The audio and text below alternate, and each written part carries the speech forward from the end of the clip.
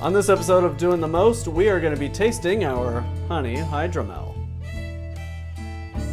Homemade brews and various how-tos, everything from mead to roast, bake creation, fermentation, inebriation, doing the most. So we put out the honey hydromel video like a month ago, 3 weeks ago, something like that, and I was realizing today while I was looking at potential things for the content calendar that we had not done a tasting of it yet. So I felt like we should do a quick video, do a pour on it, maybe talk about some flavors we'd like to introduce on another set of batches, and talk about any thoughts. Any hydromel thoughts? I mean, we've tasted it, just not Yes, on camera. yeah. Fair. We've tasted it, but not for the channel. And I rather favor it. It's one of my favorite things. It's very good. And it's pretty simple also, which is interesting. I mean, we've had successes before with some of the more complicated brews, I guess, but there's something to be said about simplicity. This batch, if I recall correctly, we used 5 pounds of honey to ferment, 1 pound to back sweeten, so 6 pounds total, and then a little bit of wine tan, a little bit of malic acid for adjustments, and the rest was water. Oh, cheers. Social distance cheers. It's still really good. And how long has this been in the keg? For a while. Yeah, it's been in the keg for about a month, I think, now. Fortunately, it hasn't oxidized since we put it in there. It's a plus. I've been having a little bit of trouble with CO2 regulators. I'm on a new regulator now, and things seem to be going fine now, but I did lose a whole tank of CO2, unfortunately, due to a leaky regulator. I do think that it's possible, and it might just be because we just blasted this thing full of carbon, or carbon dioxide, I guess. I don't think it's quite as sweet, maybe. Yeah, it's calmed down and smoothed out a little bit.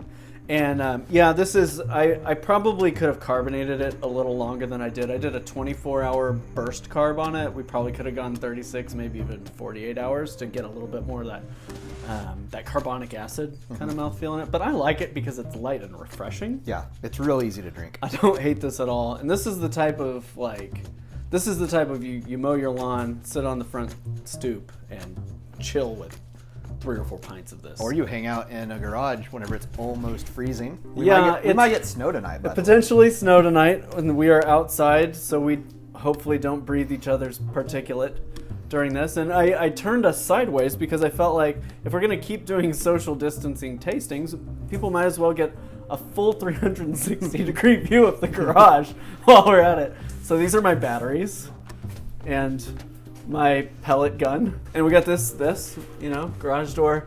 It's perfect. Hangy doodle, little accoutrement. I mean, this is just real life. This is just it's what we do. It's what you do when you can't really utilize the studio for something like this. And I don't mind. It's got an aesthetic. It is. It's got a workshop, kind of Tim Taylor kind of vibe to it. Something. I mean, this is obviously for what it is. It's perfect. There's not a whole lot I would change other than maybe dropping in addition to the malic acid we used, maybe dropping in just a gram to 2 grams of citric acid just to give it a pop of brightness. But it's hard to argue with the perfection we've created here. Yeah. It's simple, it's easy, it's delicious. And it's a great introduction to mead for people, I think, especially for like light beer drinkers, or not light beer drinkers, but maybe like Pilsner drinkers, ale drinkers. Yeah. This would be a real easy step. I mean, if your buddies all like harp and you like mead, make this for them. Yeah. They'll love it. Yeah, that's a good point about this one in particular. You know, you go to like Renaissance festivals and you get some pretty poor mead at Renaissance festivals, and we had some at a science fiction fantasy convention that was just god awful. Well, we've had some at mead convention. Well, right, yes, we have. But like if you went to a Ren Fair and had this, I could see you becoming a mead addict. Oh, absolutely. Because it's like a light bulb moment of, okay, this I can relate to this. Well, and this would be something great. You know what a snake bite is? So it's like Guinness and I think Angry Orchard, Yeah, right? yeah, it's hard cider. Imagine this instead of the Angry Orchard. Yeah, Which I like Guinness a lot It's like just by it's like itself. a delicious, like increasingly sweeter beverage on your way down. Yeah. You know, this video has been kind of popular too. I don't know if it got shared somewhere or something, but it seems like people are into this idea. And if you've had any of the stuff from Meridian Hive or any of the meaderies that kind of make that light, crispy carbonated, High is another example. This is in that realm. So if you're trying to brew something that's light, refreshing, but still has a real great pop of honey, I can't. I mean, I'm gonna probably make. I've got 3 empty kegs. I'm probably gonna fill them with this stuff. Yeah. Yeah. I will say, I mean, it's not too sweet. I think the first time we tried it, I thought it might be a little too sweet. Touch sweet. Excuse me. It is carbonated. It's carbonated. But and it has mellowed out just a little bit. This is not too sweet. If we added more honey, it would be too sweet, just for my palate. Yeah, no, I'm with you there. I don't think you would want any more than a pound back sweetening. I'll let the Camaro go by. I don't think you would want any more than a pound back sweetening in a 5-gallon batch. No. And I think the next time we do this, I'll take a gravity reading so that way we can kind of give the viewing audience an understanding of where we're sweetening that back to, so that way you have a number to shoot for. I think that would be responsible to our viewing audience. Well, and what's great about this too is it kind of is a blank canvas. I mean, the only thing in here is honey.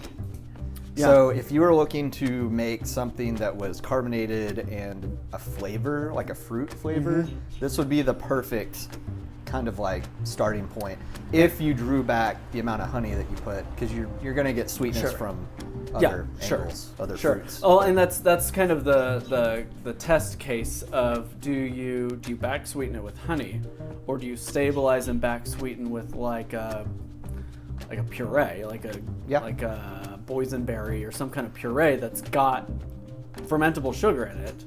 That you stabilize so it doesn't ferment, and maybe your back sweetening sugars come purely from the fruit. Yeah. I don't know. It's something to experiment with. There's a stray cat. Caught my attention. Thought he was coming in to get us. What kind of fruit would you think that would be appropriate to experiment with something like this? Well, if I could do anything, and it's just because it's my favorite fruit, I'd probably go blackberry. Okay. I think Meridian has a blackberry that we tried. Yes, they do. Those have got to be hard to source. I mean, maybe not for them, but Yeah, blackberry that's puree specifically would be. yeah, you can get blackberries here, but they're not cheap. I mean, it would drastically increase the cost per glass or per pour. Oklahoma used to be a big producer of blackberries. We had the McLeod Blackberry Festival, and now I understand they ship all the blackberries in for the festival. I don't know. I grew up in a small town, and we had a couple of times a year, I think it was during the summer, we would go pick blackberries. And my grandparents have a pretty sizable amount of land, and they would have wild blackberry patches on their land, so we would go out and do that. First place I ever got stung by a hornet. Blackberry picking? Yeah, Nice. it was good. I was looking at a home brewing site earlier today, just kind of spitballing ideas of what I thought might work in here, and they had a boysenberry, which I thought sounded interesting, and grapefruit jumped out to me as a potential. So in the braggot that we just published on the Doing the Most channel, the Wampus Cat braggot, I've actually tried that a few times with a slice of grapefruit in it. Grapefruit peel, a little bit of squeeze of juice, really brightens up the Wampus Cat in an interesting way. So I could see grapefruit working. Blackberry Lemon maybe would work fine. Lemon would be a great. Blueberry would be easy. You could easily do blueberry with this. Raspberry, I guess. Strawberry. I mean, Yeah, I'm thinking mango maybe too, that could be really good. for like a summertime situation. I mean, this is probably the closest to perfection that we've hit. Yeah, Which pretty great. it's really simple.